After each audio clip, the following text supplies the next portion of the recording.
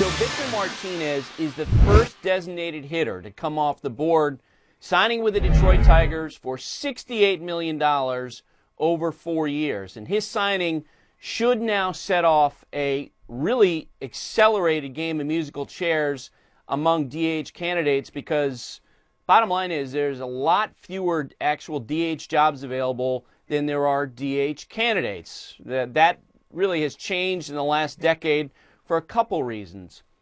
Number one, since baseball went to drug testing in 2006 for amphetamines, more and more teams are using the DH position to rest their regular players. For example, the Baltimore Orioles last year used Nelson Cruz a lot at DH, but they also used that position to rest someone like Matt Wieters. On the days when he wasn't catching, he would be a right-handed DH.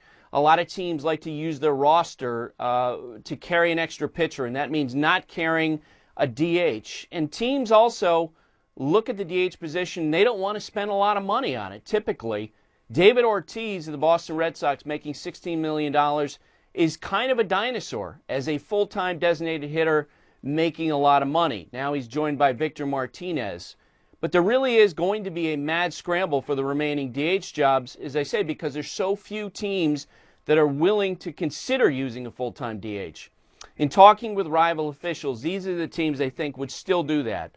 The Oakland Athletics, the Seattle Mariners, who are trying to bolster their lineup around Robinson Cano, and the Chicago White Sox, who have seen the retirements of Adam Dunn and Paul Konerko.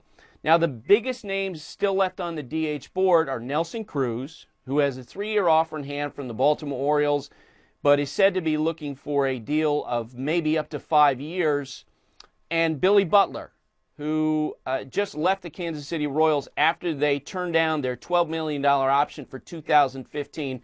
You would expect that those two players probably are going to be the next to come off the board. Cruz may wait, and if he does, then the Orioles may wait along with him. They're very comfortable with their position.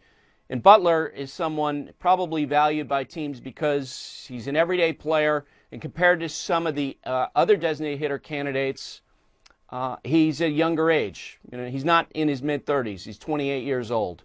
So those are the names to watch for in the days ahead.